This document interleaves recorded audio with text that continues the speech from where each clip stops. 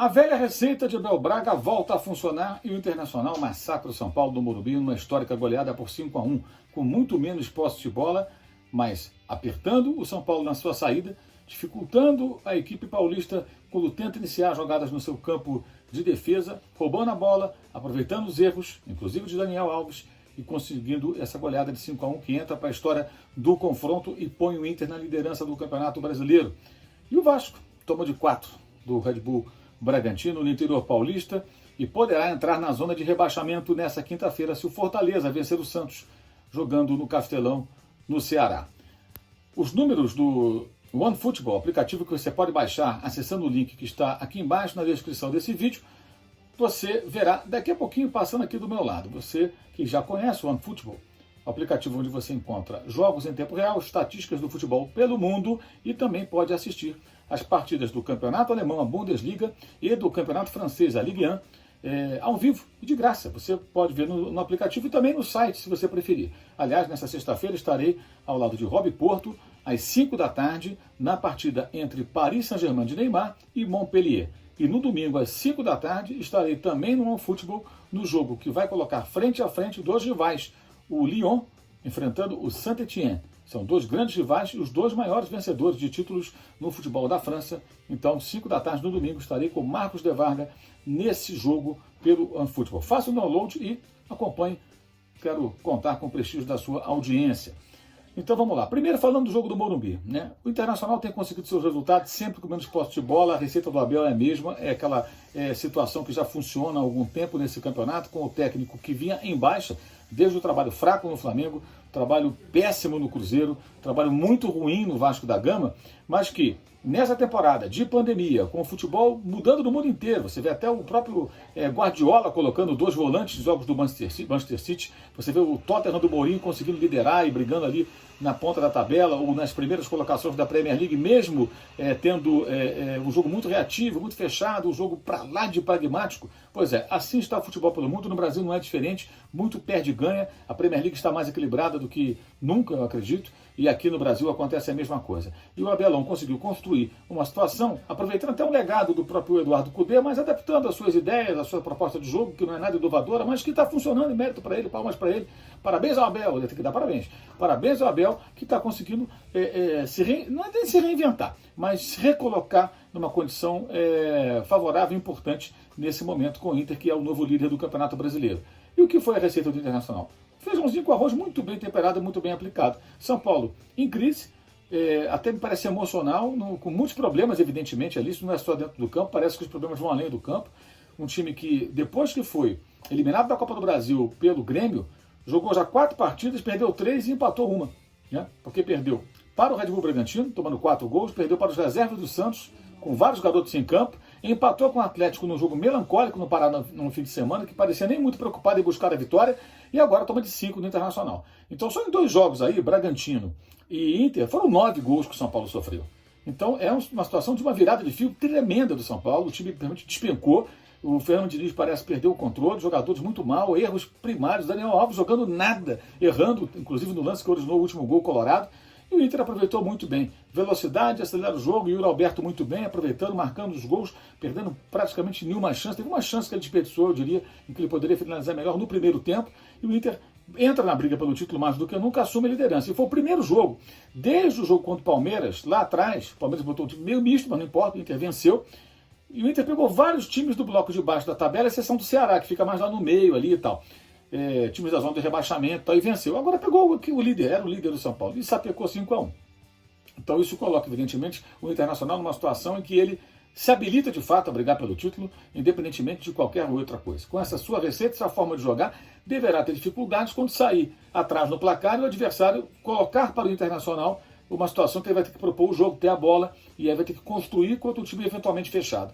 Eu acredito que quando isso acontecer, se acontecer, o Inter enfrenta dificuldades maiores. Mas quando consegue sair na frente, administra isso muito bem, usa muito bem essa vantagem no placar, jogando sem muita posse de bola e incomodando o adversário, subindo a pressão para roubar a bola lá na frente ou acelerando o jogo, saindo em velocidade, fazendo isso com muita competência, né? E foi por isso que o Inter começou o jogo pressionando muito a equipe do São Paulo no seu próprio campo e logo de cara roubando bola, criando situações de perigo e marcando na jogada de bola parada o gol com Cuesta, abrindo o placar, e dali para frente as coisas foram acontecendo normalmente. O São Paulo diminuiu o placar no primeiro tempo com o Luciano, mas nem assim ameaçou para valer chegar ao empate. E quando tomou o terceiro gol, o São Paulo desmoronou de vez e o Internacional passou o trator por cima e conseguiu esse resultado para lá de expressivo, um resultado que entra para a história do clube pela goleada imposta no campo do adversário. A menos de 100 quilômetros dali, o Vasco da Gama visitou o Red Bull Bragantino e tomou de 4-1.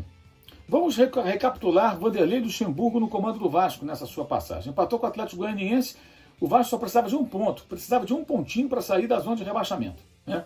Empatou e saiu. Aí na sequência jogou com o Botafogo. O jogo não foi fácil, estava ali indefinido, 1x0 o Vasco, 1x0 o Vasco até o final. O Vasco faz o segundo gol, aí depois fez o terceiro, então quem viu 3-0, talvez não, sem ver o jogo, talvez não tenha, certamente não percebeu, não soube, a não ser que alguém tenha contado, que o jogo não foi tão fácil para o Vasco. Não foi um jogo de grande imposição, pelo contrário, o Botafogo esteve muito próximo de empatar com todos os problemas do Botafogo, que tem agora, nos últimos 13 jogos, 12 derrotas e uma vitória contra o Coritiba, isso depois de perder para o Atlético Goianiense. E esse Botafogo quase empatou com o Vasco, mas venceu por 3-0 no final, 2 golzinhos no fim ali, beleza, 3 pontos. Respirou o Vasco. Na sequência perdeu para o Coritiba, que era a lanterna do campeonato. O Coritiba saiu da lanterna, venceu por 1-0, o Vasco ficou com o homem do primeiro tempo a menos, com a expulsão do Henrique, e não conseguiu sequer buscar um empate, foi uma situação difícil, o Vasco perdeu o jogo. E agora estamos de 4-1 do Bragantino. Então fica muito evidente que o técnico Vanderlei Luxemburgo, que evidentemente vai falar muito sobre, mas o Vasco sair da zona da confusão, então, olha, a situação, eu até escrevi isso no meu blog lá no UOL, a situação do Vasco não era complicada como a do Botafogo para sair do rebaixamento. Tá? O Vasco precisava naquele momento de 1 ponto. O Vasco, nesses 12 que disputou com o Luxemburgo, ganhou até agora 4 pontos. 4 pontos em 12. Ou seja, 33%, 1/3 de aproveitamento. É muito pouco, tomando de 4 fora de casa. Então é preocupante sim. Se o Fortaleza vencer o Santos, o Vasco volta para a zona de rebaixamento. E aí começa a ficar complicado. É verdade que o Luxemburgo herdou terra arrasada. O trabalho de Ricardo Sapinto foi péssimo. Péssimo, péssimo. O time do Vasco muito mal montado, péssimos resultados, futebol muito ruim. E ele não teve tanto tempo assim. Mas a coisa não está funcionando tão bem. Então volta a ficar preocupante. E o Bragantino, ao contrário, apesar de um começo de campeonato muito ruim, rateando, mudando de técnico, perdendo pontos, vai amadurecendo. Outro dia, na semana passada, na segunda semana passada, só não venceu o Atlético em casa, lá em Bragança Paulista, porque houve um pênalti com interferência do VAR, um pênalti até bem discutível, que permitiu ao Galo empatar o jogo em 2-2. Perdeu para o Palmeiras outro dia jogando em São Paulo, num jogo em que o Palmeiras fez um gol irregular, o famoso gol que a CBF disse que foi o ponto cego do VAR, que não percebeu uma posição de impedimento para o ataque palmeirense. Mas poderia conseguir um resultado melhor. E fico alerta para quem ainda vai enfrentar a equipe do Red Bull Bragantino, especialmente jogando no interior paulista, caso do Flamengo, que tem um jogo marcado contra o Red Bull em Bragança Paulista. Então, é uma equipe que se recupera e que impõe um placar muito pesado para o Vasco da Gama. Tomou de 4-1. Então, o São Paulo tomou de 5, o Vasco tomou de 4, placares muito grandes, né? O São Paulo num grande confronto, o líder contra o vice-líder, mas o Vasco jogando contra um time que nem é um time lá da ponta da tabela e tomando uma surra dessas, ou seja, para lá de preocupante a situação. Eu diria até que o que pode assim, amenizar a situação do Vasco é que, primeiro, difícil o Fortaleza conseguir vencer o Santos, mas 1 ponto pode ser o bastante, mas ele tem um jogo atrasado, que será contra o Palmeiras na semana que vem. Se o Vasco não aproveitar esse jogo com o Palmeiras pensando na final da Libertadores, dia 30, ou seja, 4 dias depois, no Maracanã contra o Santos, aí vai ficar com o mesmo número de jogos de outros adversários na briga contra o rebaixamento, e aí vai ficar complicado. Vai ficar complicado porque essa possibilidade matemática de pontuar e desgarrar, ela deixará de existir. Noite terrível para o Vasco, terrível para o São Paulo, péssima. Será que o Fernando Diniz vai resistir? Pressão para ser demitido agora vai ser imensa, né? Estou gravando esse vídeo imediatamente após o jogo. Talvez você assista até já tendo outras notícias em relação a isso. Vejamos o que vai acontecer. E espetacular para o Internacional, que reage, consegue alcançar a liderança do campeonato, que já havia ocupado durante algumas rodadas, várias rodadas até, sob o comando do Eduardo Cudê, agora com o Abel Braga, volta à liderança do campeonato. Para encerrar, eu quero lembrar você o seguinte: nessa quinta-feira teremos a live pós-jogo, assim que terminarmos, minutos após o final de Palmeiras e Flamengo. Esse jogo começa às 7 da noite em Brasília, então por volta das 9 e pouquinho estaremos no canal, eu e vocês, conversando sobre esse jogo. Aí tem o jogo do Corinthians contra o Sport Recife, que começa às 9. Terminou essa partida, aí novamente aqui no meu canal nós estaremos eu, Eduardo Tironi e também o Arnaldo Ribeiro na live Soft Open, começando 11 e pouquinho, e vai invadir aí a madrugada para falar, obviamente, de Corinthians Esporte. Vamos falar também de Flamengo e Palmeiras, vou querer ouvir a opinião dos companheiros, vamos trocar ideia sobre isso. Falaremos, claro, desse Vasco que tomou de goleada, desse Inter que assumiu a liderança do campeonato, desse Atlético que empatou com o Grêmio. Aliás, o Grêmio teve o 15º empate no Campeonato Brasileiro, impressionante. Praticamente metade dos jogos o Grêmio empata, e mais 2 empates vai igualar o Empatite, que foi o time do Tite de 2013, que empatou 17 vezes no Campeonato Brasileiro. Eu até escrevi sobre isso no meu blog, você encontra o link aqui embaixo na descrição desse vídeo.